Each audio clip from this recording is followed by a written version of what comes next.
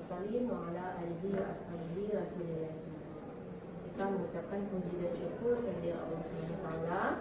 Alhamdulillah pada hari ini kita dipertemukan oleh Allah dalam rangka melaksanakan diseminasi budaya positif ataupun pengimbasan materi budaya positif oleh saya sendiri, Erika, calon guru penggerak angkatan 7 dari SMA Negeri 3 Bukit Tinggi, Kota Bapak dan Ibu anggota MGMP Geografi Kota Bukit Tinggi. Sebelumnya saya secara pribadi mengucapkan ribuan terima kasih ya atas kehadiran Bapak dan Ibu. Kemudian besar harapan saya budaya positif. Nah, sebelumnya Bapak dan Ibu sudah pernah mendengarnya. Kira-kira budaya positif ini kebiasaan yang bernilai baik. Dari Ibu Evi itu kebiasaan yang bernilai baik, atau adalah Bapak Ki Hajar Dewantara. Ya, jadi beliau ini banyak mengeluarkan pernyataan-pernyataan ya kepada kita sebagai pendidik. Salah satunya kata beliau, sebagai pendidik kita diibaratkan sebagai seorang petani yang memiliki peranan penting untuk menjadikan tanamannya tumbuh subur. Nah, kita akan memastikan bahwa tanah tempat tumbuhnya tanaman adalah tanah yang cocok untuk ditanam. Dan contohnya perbandingannya seperti ini. Jadi kita ini sebagai seorang guru ya, sebagai seorang guru kita itu sama ibaratnya dengan seorang petani. Nah, kewajiban kita sebagai seorang guru sama dengan kewajiban sebagai seorang petani. Petani itu apa kira-kira kewajibannya Bapak? Ya, ya petani dalam hakikatnya, ya pekerjaannya di sini adalah menuntun tumbuhnya padi, bagaimana kondisi tanah, bagaimana memelihara tanaman padi, bagaimana memberi pupuk, bagaimana membasmi ulat atau jamur, ya atau membasmi serangga yang terdapat pada tanaman. Jadi merawat tanaman ya, itu fungsi petani. Bisa nggak fungsi petani di sini? Hanya merawat tanaman padi tadi bagaimana agar tumbuh subur. Begitu juga dengan kita sebagai pendidik. Nah, kita apa lahan kita? Anak sekolah ya, sekolah. Nah, jadi yang padi tadi yang mana? Yang siswa ya. Jadi kita sebagai guru apa tanggung jawab kita kepada siswa tadi? Tidak ya. Nah, tapi fungsi kita di sini adalah bagaimana kita membuat siswa tadi termotivasi, ya. Siswa tadi menemukan bakatnya yang mengarahkannya bagaimana dia berperilaku dan berkarakter lebih baik. Karena menurut Ki Hajar Dewantara tadi, pendidikan itu tujuannya adalah menjadikan manusia ya yang memiliki karakter yang tinggi, yang bagus. Jadi kita nggak bisa merubah anak untuk suka dengan mapel kita geografi, untuk hebat di bidang kita, tapi kita hanya bisa mengarahkan bagaimana dia anak tadi memiliki karakter yang baik. Nah, itulah maksudnya kalau kita dengan petani itu sama ya fungsi kita tadi. Nah, lanjut. Nah, seorang guru yang baik itu harus memiliki kemampuan dalam mewujudkan budaya positif di sekolah. Apa saja budaya positif yang akan kita bahas di sini ya? Jadi nanti saya akan membahas itu apa itu disiplin positif, memahami motivasi perilaku manusia yaitu berkaitan dengan hukuman dan penghargaan, posisi kontrol seorang guru, pembuatan keyakinan sekolah atau kelas, dan penerapan segitiga restitusi dalam menyelesaikan masalah. Nah, yang pertama kita lihat disiplin positif. Nah, selama ini yang Bapak atau Ibu bayangkan disiplin itu apa? Aturan, tata tertib. Nah, jika anak tidak disiplin, bagaimana? Sanksi. Apa yang Ibu berikan selama ini? Sanksi. Ada hukuman? Ada sanksi? Ada. Sehingga disiplin itu menjadi kata-kata yang menakutkan bagi anak-anak. Nah, kalau sudah disiplin, misalnya kayak tadi hari Senin ya, 7.15 sudah berbaris di lapangan. Mereka terlambat, ada nggak rasa takut bagi mereka? Kita saja sebagai seorang guru ya, pasti ada takut, deg-degan segala macamnya. Nah, jadi sementara sekarang kita diharapkan untuk menerapkan disiplin positif. Apa pula itu disiplin positif? Mari kita lihat. Yaitu cara penerapan disiplin yang mengajarkan anak bertanggung jawab dan hukuman belum membuat mereka bertanggung jawab. Nah, jadi disiplin di sini itu lebih ke arah disiplin diri yang dapat mengontrol diri dalam melakukan segala tindakan. Disiplin positif itu dapat membuat murid memahami dan menyadari berdasarkan motivasi internal, bukan akibat paksaan, ujian atau hukuman. Jadi disiplin di sini yang kita harapkan adalah bagaimana kita menanamkan ke anak ya ada kesadaran diri internal ya, tumbuh dari dalam dirinya, bukan eksternal, bukan karena hukuman, bukan karena dia dipuji ataupun bukan karena sanksi, tapi memang ada dalam diri sendiri. Sama dengan bapak atau ibu. Bapak atau ibu datang ke sekolah tepat waktu. Tujuannya kira-kira apa ya? Apakah karena takut sama kepala sekolah? Karena ingin dipuji kepala sekolah atau wakil? Atau karena ada kesadaran dari diri bapak atau ibu, oh saya harus jadi panutan bagi anak murid saya? Kira-kira apa? Kalau bapak atau ibu misalnya, oh saya agar saya tidak ditegur dan tidak masuk kepada keburuan kepala sekolah, itu motivasi apa? Eksternal, berarti dari luar.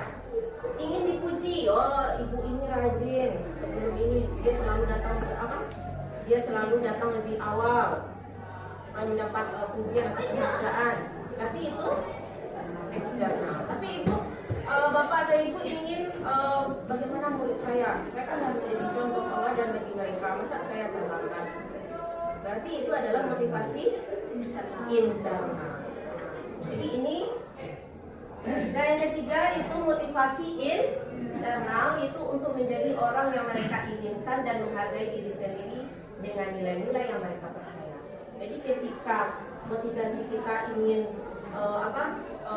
memberikan contoh atau panutan ke anak, berarti kita sudah menghargai diri kita sendiri.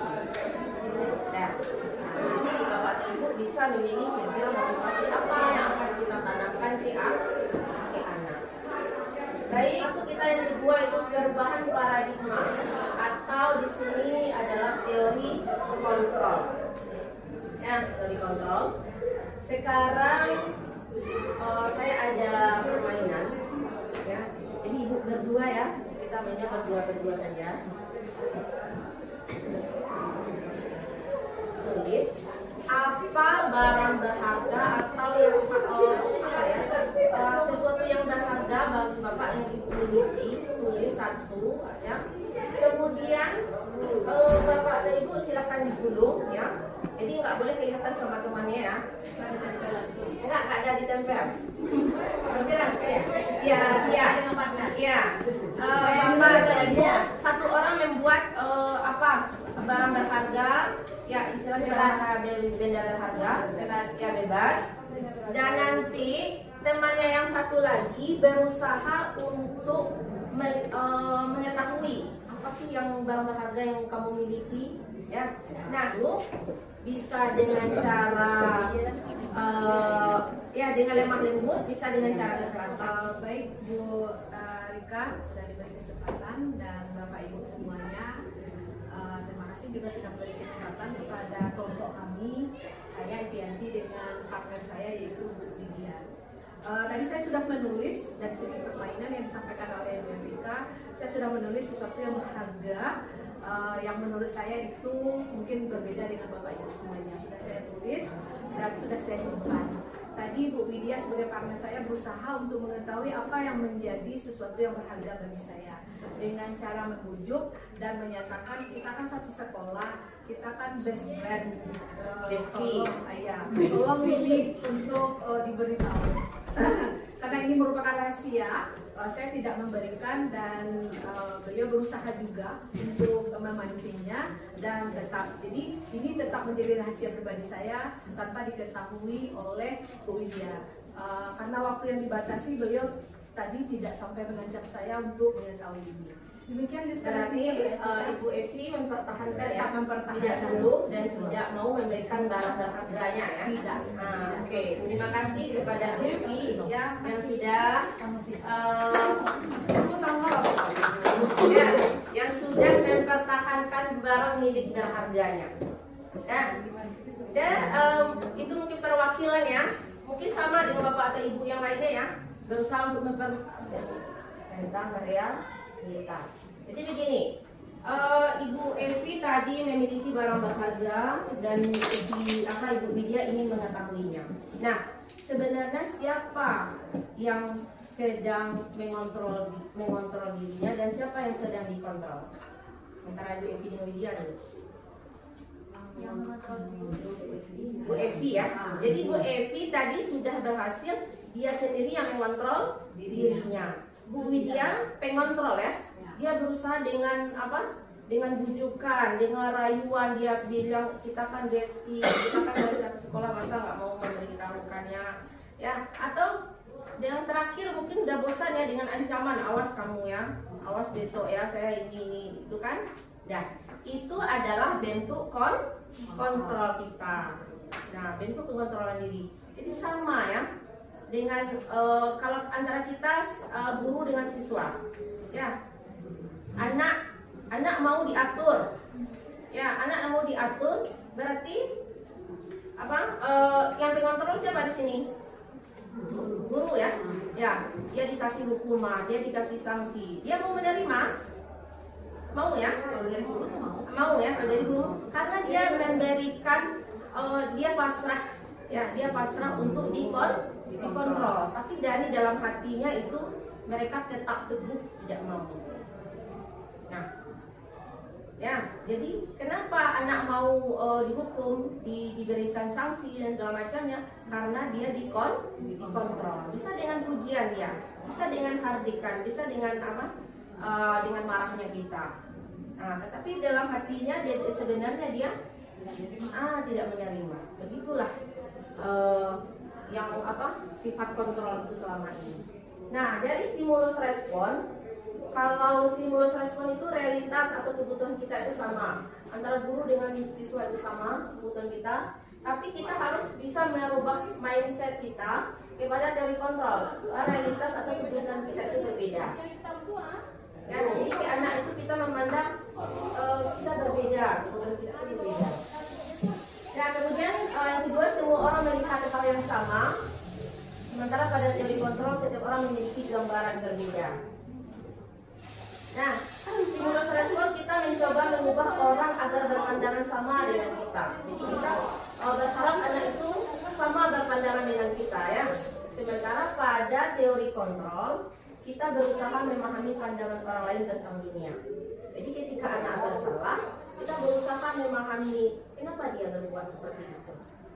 Sementara selama ini pada teori stimulus respon kita berpandangan kamu harus ikut dengan aturan saya, pandangan kamu harus seperti ini. Nah, keempat, perilaku buruk dilihat sebagai sesuatu kesalahan. Anak terlambat datang di sekolah, anak tidak mengerjakan tugas, itu sebagai suatu kesalahan. Kita judge itu adalah anak yang salah. Sementara pada teori kontrol, semua perilaku memiliki tujuan, walaupun itu salah. Ya, jadi kenapa dia tidak buat PR? Kenapa anak ini suka jalan-jalan dalam kelas, gitu ya? Semua perilaku memiliki tujuan, baik atau buruk itu pasti ada tujuannya bagi anak. Jadi kita berusaha untuk memahami anak. Jadi itu intinya dari kontrol.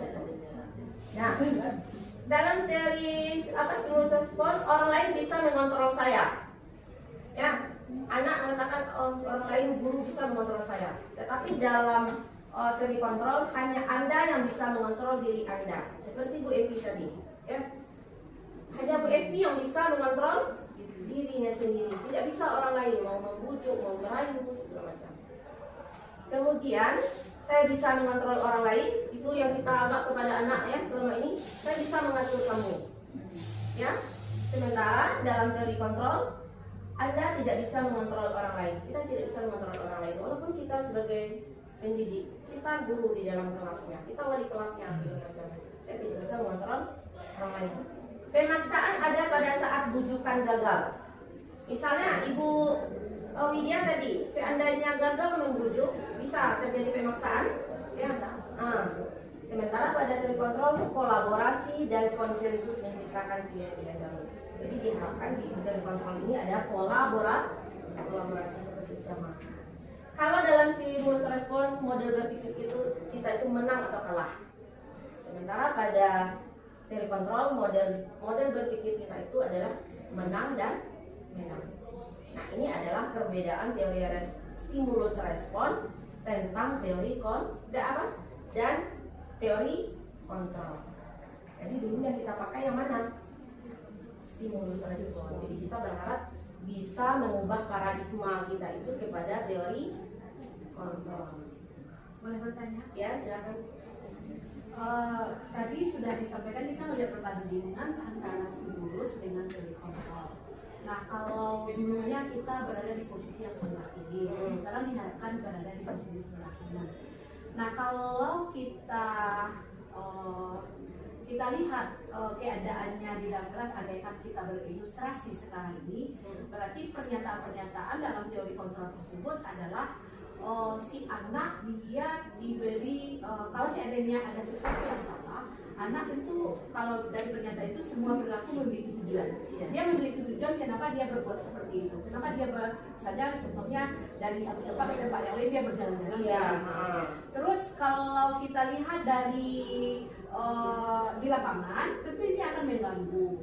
Nah, kalau seandainya kita pertanyakan dia menjawab seperti itu dan kita tidak nyaman dengan keadaan yang demikian, apakah kita terus membiarkan anak seperti itu? Nah, dalam teori kontrol. Oke, terima kasih Ibu ya, pertanyaan yang bagus sekali ya.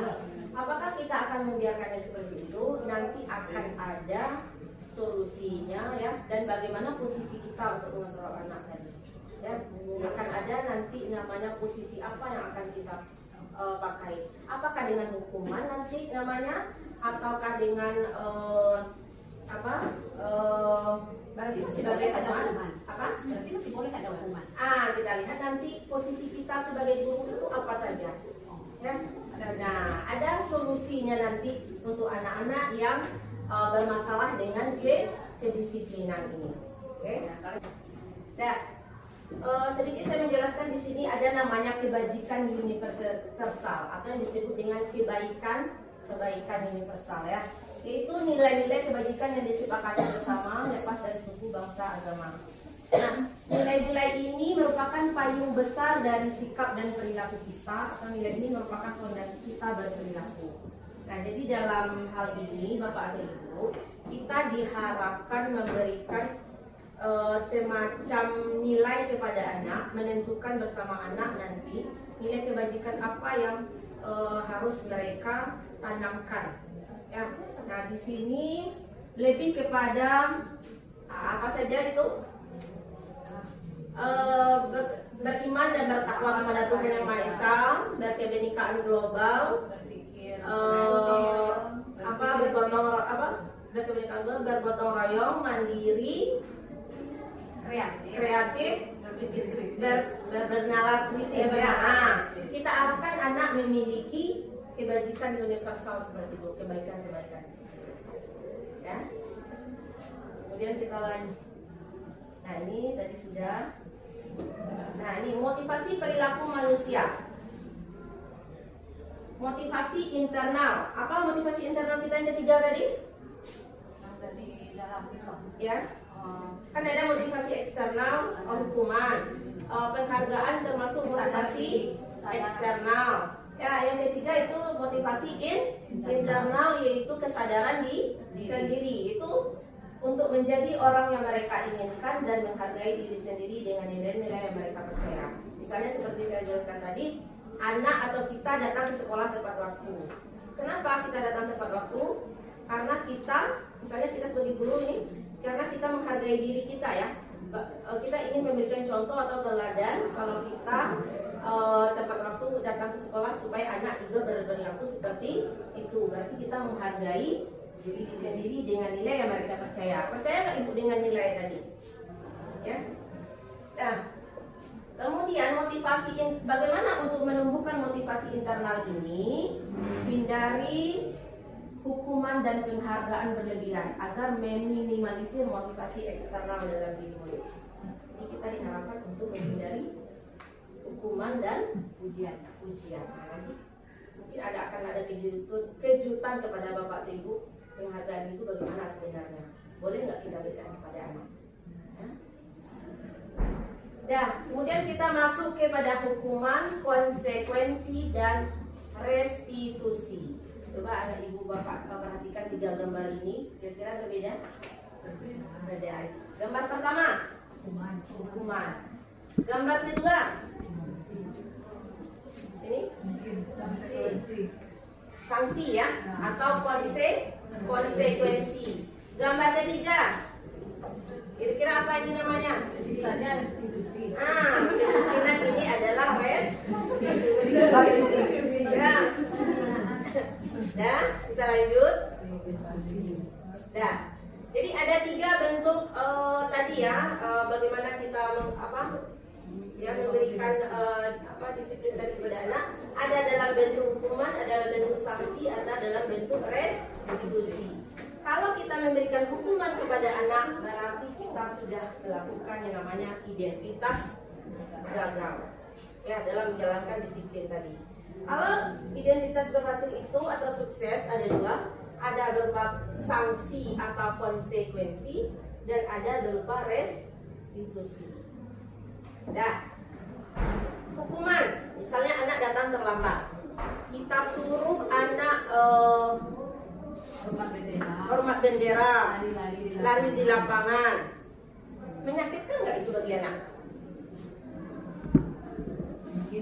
Mungkin ya. Nih, sesuatu yang menyakitkan harus terjadi. Pasti menyakitkan. Apa dampaknya kira-kira bagi anak? Ada nggak marah sama kita? Balas dendam, melawan, atau bahkan ada yang kalau di sekolah lain itu membocorkan ban sepeda motor ban sepeda motor guru gitu ya. Saking marahnya anak tadi tidak terimanya dia. Ya, karena sesuatu yang menyakitkan telah terjadi kepada dirinya. Tidak nyaman untuk murid atau anak atau untuk jangka waktu panjang. Bahkan ini berkelanjutan ya sampai mereka tamat ini. Sakit hatinya kepada guru tadi. Korban mendapatkan keadilan. Ya. Murid atau anak akan tersakiti, perilaku pasif agresif meningkat, ya. Melawan kepada guru ini akan meningkat, dan sistem tidak akan berjalan bila murid tidak takut. Ya, walaupun bagaimanapun kerasnya waktu kesiswaan di sekolah, ya sistem tidak akan berjalan bila murid tidak takut. Ya, dan juga ada oknum anak yang akan semakin berani. Ya. Nah, kemudian kita lihat sanksi atau konsekuensi. Pernah nggak bapak atau ibu di dalam kelas membuat kesepakatan dengan murid?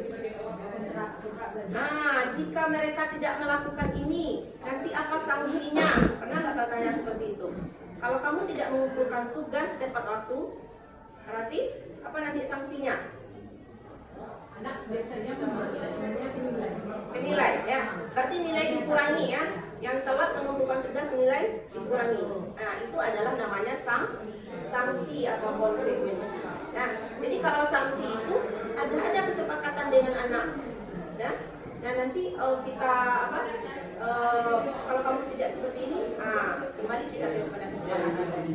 Nah, sanksi itu sesuatu harus terjadi, tidak nyaman untuk murid atau anak untuk jangka waktu pendek. Nah, seperti tadi misalnya ada gambar anak menyapu, kemungkinan dia terlambat datang ke sekolah.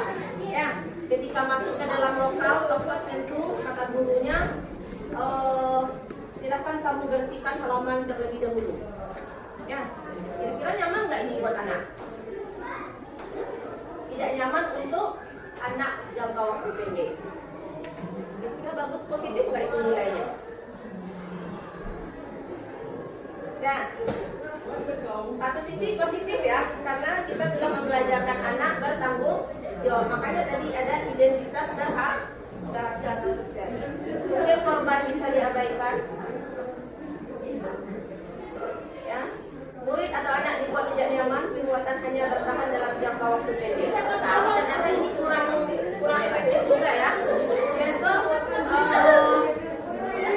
bagaimana dengan anak? Bisa jadi dia mengulangi kembali. Kemudian memerlukan monitoring dan supervisi terus-menerus. Dan kemudian kita lihat yang ketiga, restitusi namanya.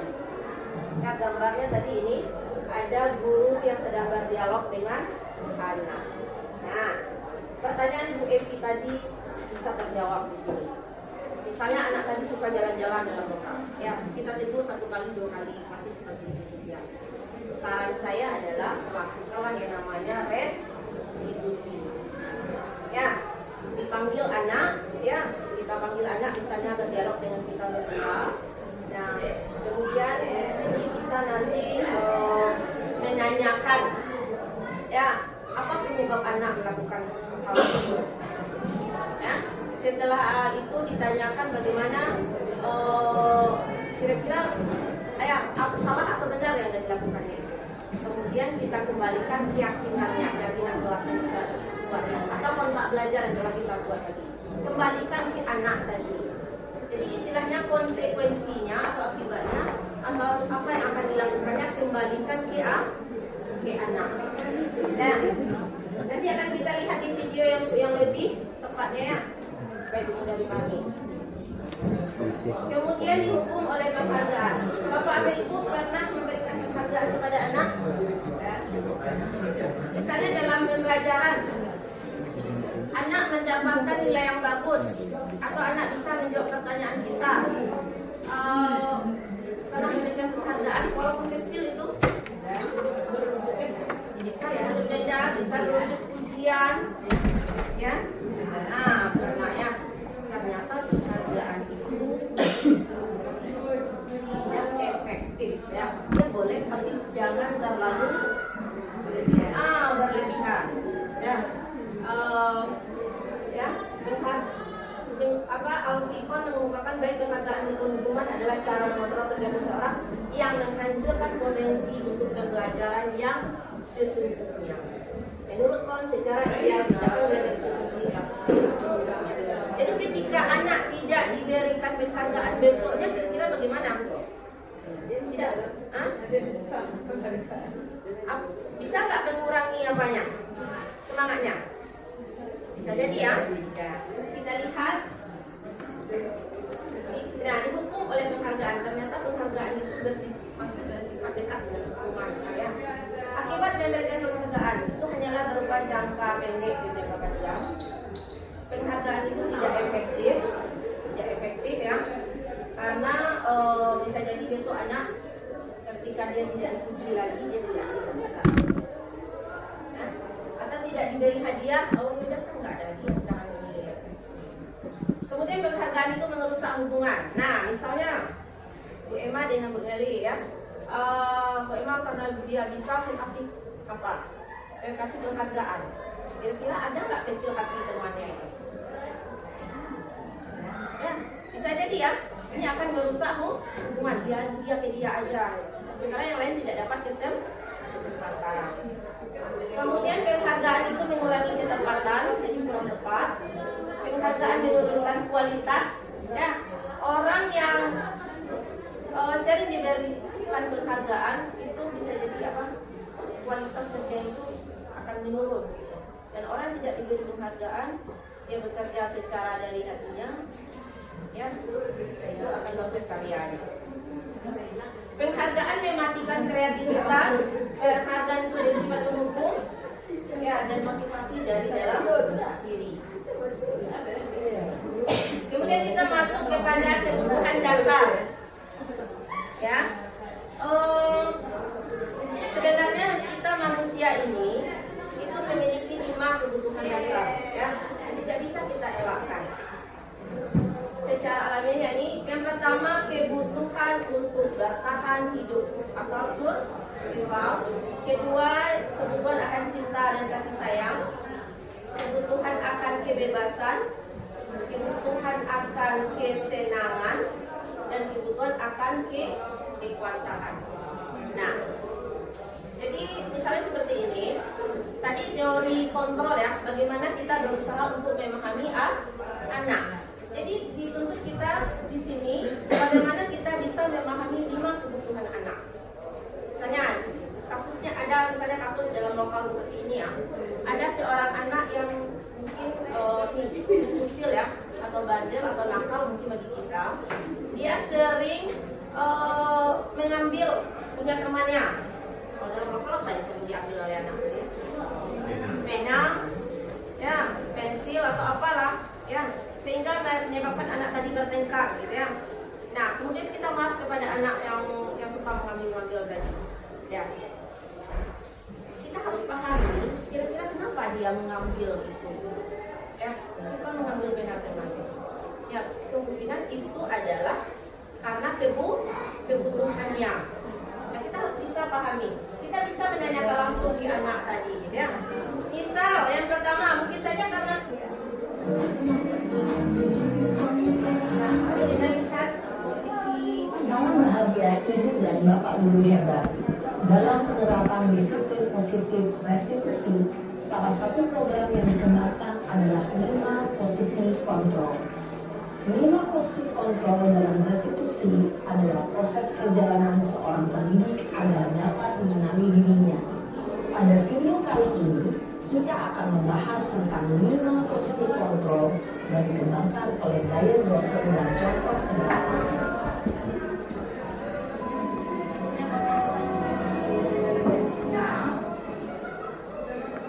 5 posisi kontrol itu adalah: 1. Posisi pemukul. 2. Posisi pembuat merasa bersalah.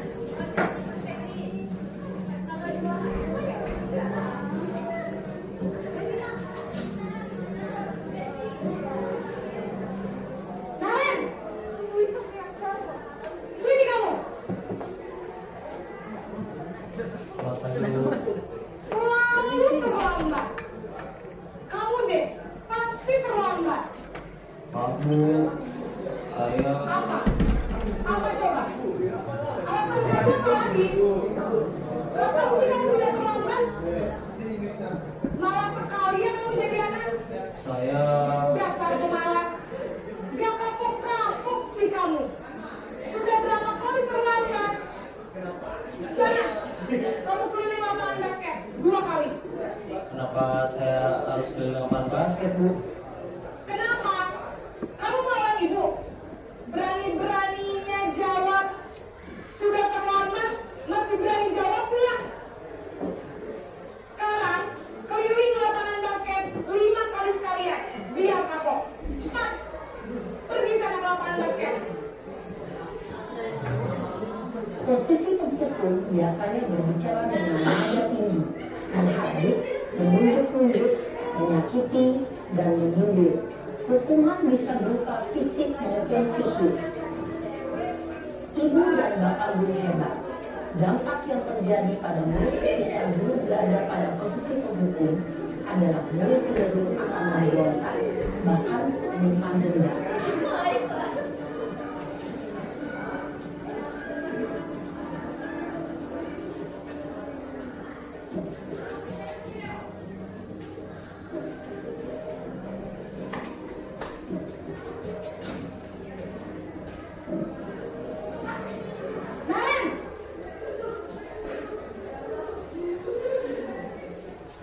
Selamat pagi, Bu. Naren, kamu kenapa terlambat lagi, nak?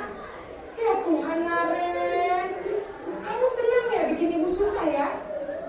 Kalau kamu terlambat lagi, nanti ibu yang ditegur bapak kepala sekolah, nak. Disangka ibu tidak bisa membina kamu. Duh, gimana ini? Maaf, Bu. Duh, Gusti Naren, kamu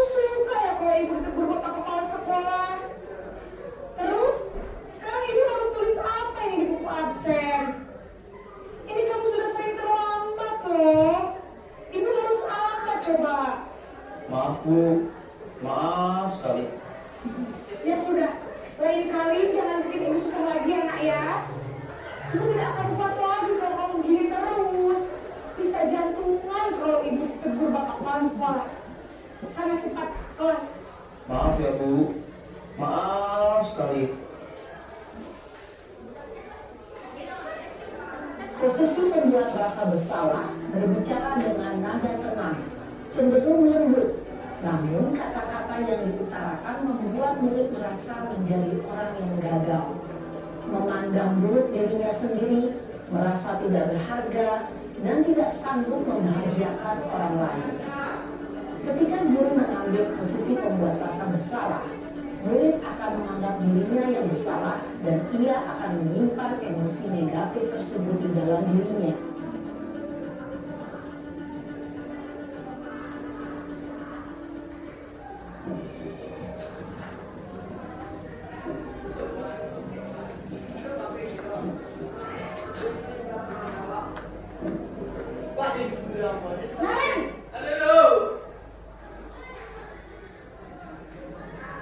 Selamat pagi Bu. Wah, sudah jam berapa ini nak? Terlambat lagi ya saya. Iya Bu, habis ibu saya lupa mengucap saya Bu. Kamu malah menyalahkan ibu kamu. Kamu bukannya anak yang larinya paling kencang. Kok terlambat sih? Iya Bu, saya memang terlambat bangun tadi. Jadi biarpun saya lari kencang, tetap nggak tersunjar Bu. Ya sudah sana. Nanti lain kali larinya lebih kencang lagi ya. Biar gak terlambat lagi. Bikin seneng ibu. Demi ibu. Bisa kan? Bisa lah Bu. Ya sudah sana masuk kelas. Ibu beresin urusan absen kamu. Kamu Ya. ini ada saja. Dalam posisi teman, guru berbicara dengan nada suara ramah, akrab, cenderung bersenda gurau untuk menjaga suasana tetap santai. Murid akan merasa senang, aman, dan akrab dengan guru. Identitas yang tercipta adalah identitas sukses atau berhasil. Namun, perlu diingat, karena ini masih dorongan eksternal, maka ada faktor ketergantungan dari murid kepada orang tertentu. Di sini guru aksennya, sehingga di lain waktu murid bisa berperilaku baik, namun hanya kepada orang-orang tertentu saja.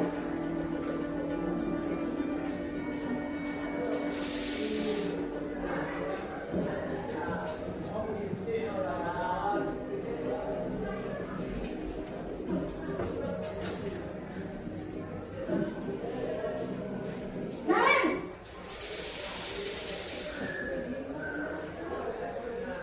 Selamat pagi Bu. Naren, apa peraturan sekolah kita tentang jam berapa kita harus masuk sekolah, nak? Kita harus di sekolah jam 7 Bu. Iya betul, sekarang sudah jam 7.20. Naren sudah tahu konsekuensinya jika terlambat hadir. Paham Bu, saya harus tinggal kelas pas jam istirahat selama 20 menit. Iya benar, konsekuensinya demikian. Jadi nanti jam 9.30 pas istirahat, kamu harus tinggal di kelas, kerjakan tugas tambahan untuk ketinggalan kamu, ya? Baik Bu. Posisi pemantau mengandalkan penghitungan atau data untuk mengontrol murid. Guru mengarahkan murid berdasarkan peraturan dan konsekuensi. Seorang pemantau menunjukkan bahasa tubuh dan ekspresi wajah yang datar dan cenderung formal.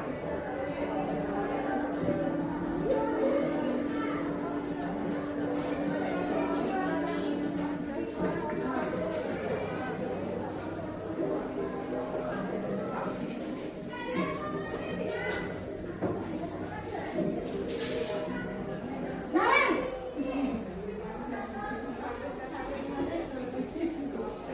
Selamat pagi Bu. Selamat pagi Naren. Maaf Bu, saya terlambat. Iya, sekolah masuknya jam 7, sekarang sudah jam 7.20. Jadi sekarang bagaimana nih Naren? Maaf Bu, saya lupa setel alarm saya semalam. Baiklah, menurut kamu, keyakinan sekolah yang mana yang perlu kamu tingkatkan?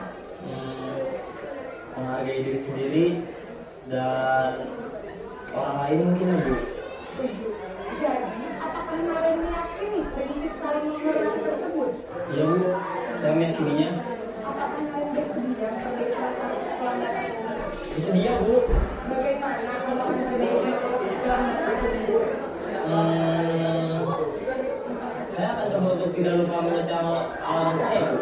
Baik, kalau Naren lupa alarm di rumah, ada orang yang kira-kira bisa bantu mengingatkan tidak?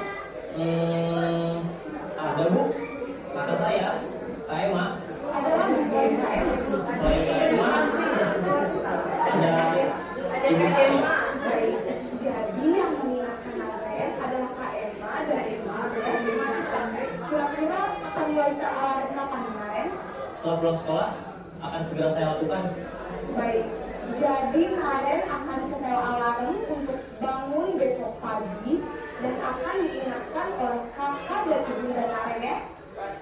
Ada lagi yang mungkin perlu dilakukan Naren agar tidak terlambat bangun lagi. Tidak ada, Bu. Baik Naren, terima kasih untuk kerjasama kamu. Sekarang kamu perlu kembali ke kelas untuk belajar. Baik, Bu. Terima kasih.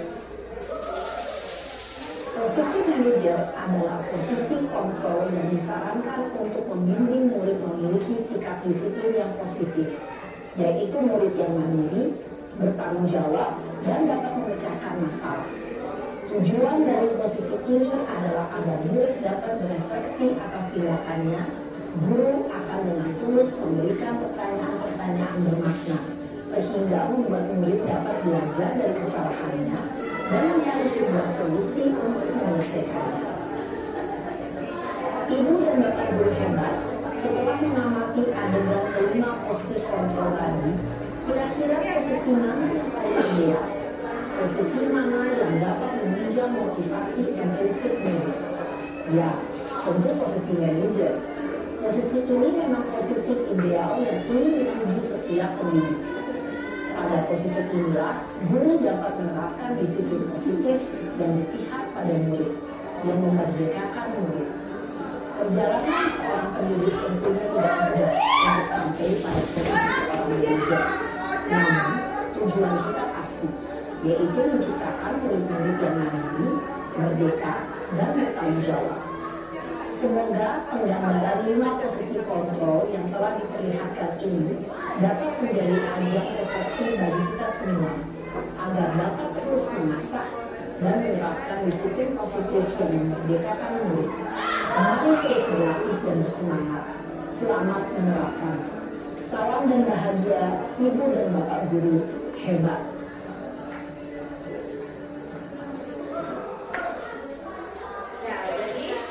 Ada 5 posisi kontrol ya, Bapak Ibu. Ada posisi pembuku, pembuat rasa bersalah.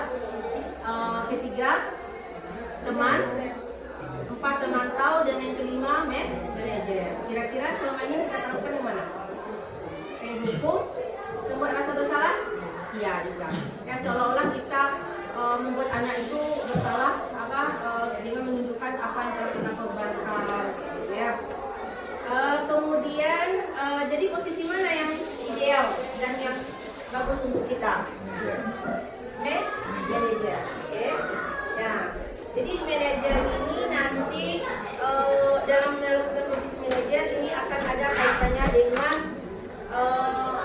kegiatan kita, yaitu nih, cara melakukan posisi manajer ada 3 tahap yang kita lakukan ya. Mungkin ada kata-kata yang sedikit Ibu apakan tadi di posisi manajer.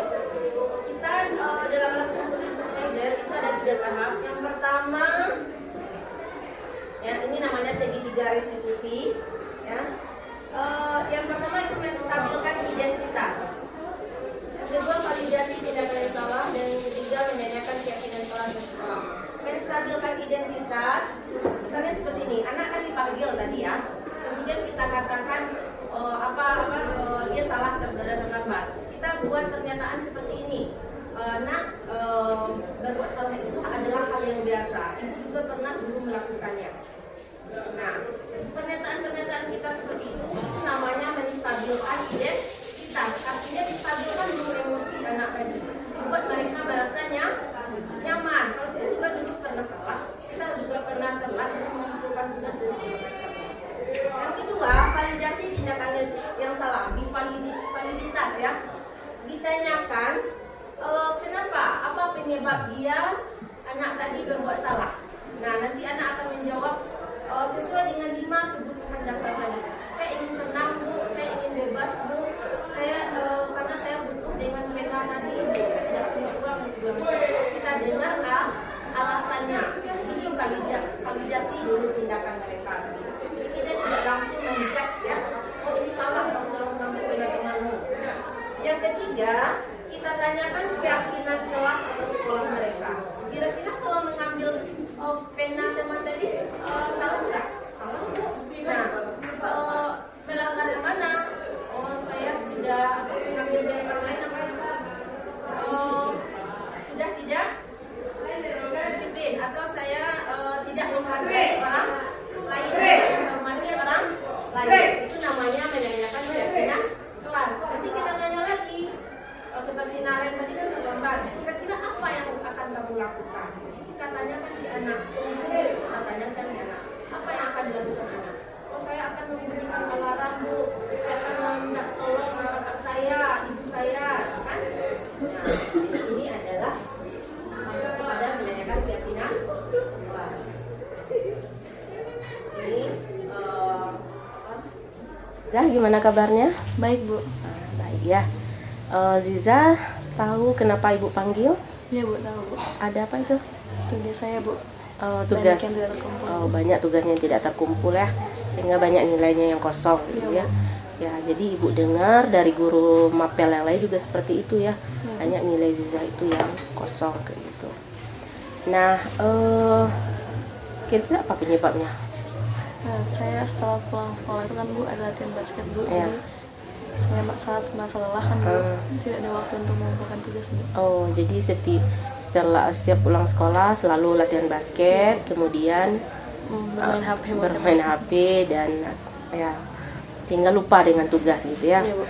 Nah, baik Azizah, di sini kita manusiawi ya, pernah melakukan kesalahan. Termasuk Ibu sendiri juga pernah lalai dalam mengerjakan tugas. Nah, jadi sekarang kita bagaimana mencari solusi dari permasalahan ini. Ziza setuju? Setuju Bu. Setuju ya. Kira-kira Ziza kan tadi latihan basket, sempat tidak mengerjakan tugas. Kira-kira apa penyebabnya gitu? Penyebabnya Bu, karena saya setelah latihan basket Bu, saya merasa lelah Bu. Merasa Tidak fokus, lelah. ya, Bu. Kemudian Tidak fokus lagi Bu untuk mengerjakan tugas Bu. terus? Jadi untuk mencari kesenangan Bu, saya bermain HP. Oh, jadi untuk mencari kesenangan ya, Iya, Bu. Zizah bermain HP gitu, Iya, Bu. sehingga kemudian larut malam dan lupa dengan Lupa dengan waktu, tugas, ya lupa dengan tugas gitu ya. Nah, di sini Ibu menghargai usaha Zizah gitu ya, berlatihan basket.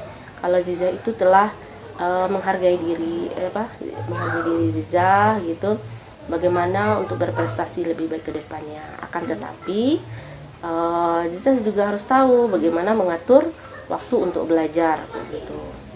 Nah, kira-kira ini melanggar keyakinan kelas kita nggak? Iya Bu. Keyakinan kelas yang mana? Mengumpulkan tugas tepat waktu. Mengumpulkan tugas dengan tepat waktu. Nah, kira-kira Zizah mau menjadi orang seperti apa ke depannya? Kedepannya saya akan lebih baik lagi dalam mengatur waktu Bu, dalam bermain basket, mengerjakan tugas, dan bermain HP juga Bu. Jadi kedepannya Zizah mau bisa membagi waktu ya, antara bermain basket, belajar, kemudian bermain ya, agar tidak keteteran membuat tugas, Iya, Bu. agar bisa mengumpulkan tugas dengan tepat Tepat waktu. waktu. Nah, kira-kira ini bisa kita laksanakan keyakinan kelas ini?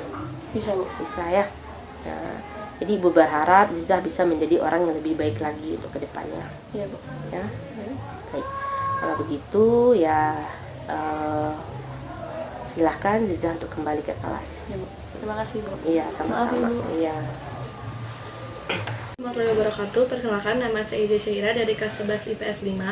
Di sini saya telah melakukan diskusi dengan Bu Efrika untuk membahas masalah saya dalam mengumpulkan tugas yang telah tertinggal dari teman-teman yang lain. Dan di sini Bu Efrika tidak menyalahkan pihak manapun karena kami semua adalah manusia biasa yang wajar melakukan kesalahan. Di sini saya telah mendapatkan solusi dari Bu Efrika untuk lebih pandai dalam membagi waktu dan mengerjakan tugas dalam bermain basket. Saya berterima kasih kepada Bu Efrika karena telah membantu saya mendapatkan solusi ini, dan saya juga meminta maaf atas kesalahan yang telah saya perbuat kepada Bu Efrika. Sekian dari saya, terima kasih. Assalamualaikum warahmatullahi wabarakatuh. Nah, sekarang coba kita menguji apa ya? Ingatan kita atau refleksi materi kita yang tadi. Coba kata ini atau ini berupa hukuman, yang mana hukuman dan yang mana konsekuensi. Ya, yang pertama mencatat 100 kali di dalam buku kalimat saya tidak akan terlambat lagi datang ke sekolah. Ini kira kita masuk apa? Hukuman. Yang kedua, lari mengelilingi lapangan basket 2 kali karena terlambat hadir ke sekolah. Hukuman. Menggantikan kertas tugas teman yang dicoret-coret. Konsekuensi. Ya. Berjemur di lapangan bola basket pukul 12 siang karena mengobrol dengan teman. Berjemur di lapangan bola basket karena mengobrol dengan teman. Hukuman konsekuensi. Misalnya dalam panas-panasan, fisik. Jadi, ya kalau yang hukuman itu tidak ada kaitannya, misalnya antara apa tadi yang dikerjakannya dengan kira-kira ini ada kemungkinan ada nggak sudah diambil ini kesepakatan.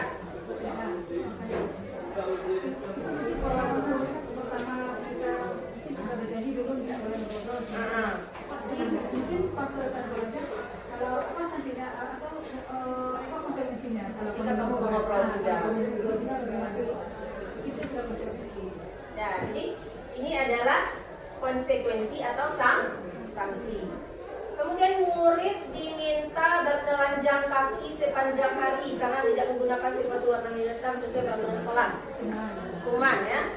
Berdiri di depan kelas sambil mengangkat kaki satu karena tidak bisa menjawab pertanyaan. Hukuman. Membersihkan tumpahan air di meja tulis karena tersenggol pada saat belajar. Konsekuensi. Lari mengelilingi lapangan basket 2 kali karena terlambat 10 menit untuk pelajaran PJOK. Konsekuensi ya, karena ada hukumannya ya. Membersihkan WC sekolah karena mematahkan pensil kawannya. Membersihkan WC sekolah. Konsekuensi. Terlambat hadir 15 menit, minta untuk tinggal 15 menit sesudah selesai untuk membahas ketertinggalan pembelajaran. Konsekuensi.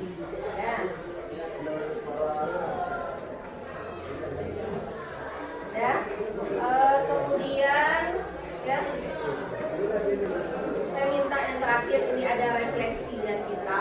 Ya. Jadi kita di sini menggunakan model 4F. Yang pertama, jadi kalau ibu bisa ini melakukannya kepada siswa ya. Dan untuk refleksi itu kan ada umpan balik gitu ya. Bagaimana yang sudah kita lakukan. Yang pertama, facts itu peristiwa. Jadi selama kita lebih kurang 1 jam ya, apa peristiwa yang ibu alami.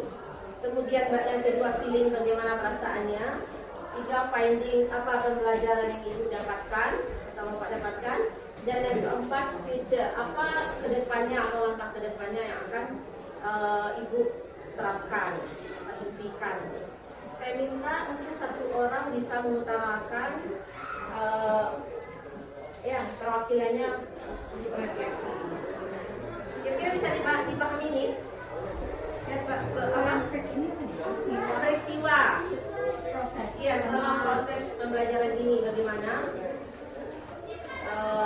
peristiwanya, kemudian bagaimana perasaan bapak atau ibu, apakah saya senang, tidak suka atau bagaimana, finding pembelajaran apa atau ilmu apa yang bapak atau ibu dapatkan, dan yang keempat, apa yang akan bapak atau ibu lakukan ke depannya.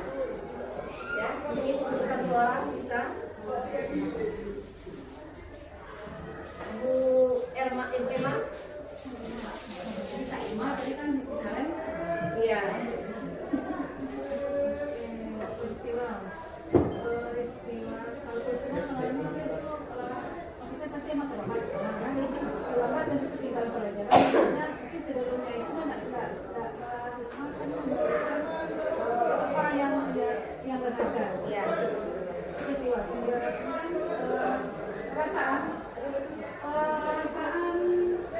karena mungkin dari materi tadi itu ada antara teman dan konsekuensi. Kemudian ada juga 5 posisi tadi. Ada 5 posisi. Yang pertama ada hukuman, kemudian ada merasa bersalah, kemudian kita teman, kemudian ada memantau dan manajer. Mungkin di antara kelima itu mungkin hanya 2 mungkin dari hukuman dan kita merasa bersalah itu. Yang pengontrol dan kemudian manajer. Apalagi manajer terasa jauh dari kita selama ini ya. Tapi kalau menurut Emma dari 5 posisi itu bukan harus manajer itu yang harus kita lakukan. Soalnya untuk melakukan manajer itu ada tahapnya. Berarti pada saat kita memberikan anak bersalah mungkin bisa suatu waktu bisa kita memberikan hukuman. Bisa jadi suatu waktu kita juga memberikan respon mungkin dia merasa bersalah. Jadi tidak harus yang lebih sempurna itu dan manajer, tapi bisa jadi suatu bisa kita menjadi temannya. Nah, jadi itu perasaan yang waktu kita belajar studi. Kemudian penerapannya mungkin itu akan menjadi kontrol diri juga di diri pribadi. Mungkin ke depannya kita harus ditingkatkan lagi dari posisi itu bisa jadi posisi manajer atau setidaknya kita berusaha untuk menjadikan diri kita posisi ke manajer ya, berusaha. Nah, sedikit lagi saya ketinggalan tadi tadi ya, mungkin saja kita Bapak Ibu sudah pernah melakukannya ya. Tapi kita mungkin tahapnya tadi yang belum. Ya, misalnya tadi menstabilkan identitas. Jadi saja kita udah pernah bercerita kepada anak, wajar kamu salah nak, itu udah pernah seperti itu dulu. Bisa jadi pernyataan kita sudah pernah sampai sana. Kemudian yang kedua, kita menanyakan penyebabnya, ya, agar kita sebagai wali kelas, kenapa kamu seperti itu nak? Ya, kan sudah sampai kita ke sana, kita dengarkan.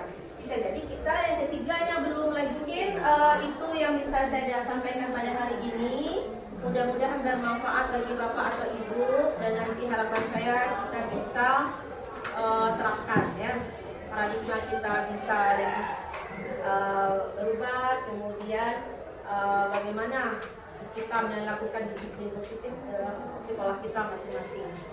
Jadi Bapak Ibu, mohon maaf dari saya bila ada kata yang salah, penyampaian yang salah dan kurang berkenan. Sekali lagi saya ucapkan terima kasih atas waktunya. Jadi bila yang tadi pada video, Assalamualaikum warahmatullahi wabarakatuh. Assalamualaikum warahmatullahi wabarakatuh. Perkenalkan, saya Rizka dari SMA Negeri 3 Bukit Tinggi. Saya mengucapkan terima kasih banyak kepada Bu Efrika yang telah memberikan materi tentang budaya positif. Dengan diseminasikannya budaya positif, saya memiliki keyakinan untuk menerapkannya di sekolah saya dan di kelas saya, dan juga ingin menerapkan keyakinan kelas. Terima kasih Bu Efrika, semangat dan sukses selalu.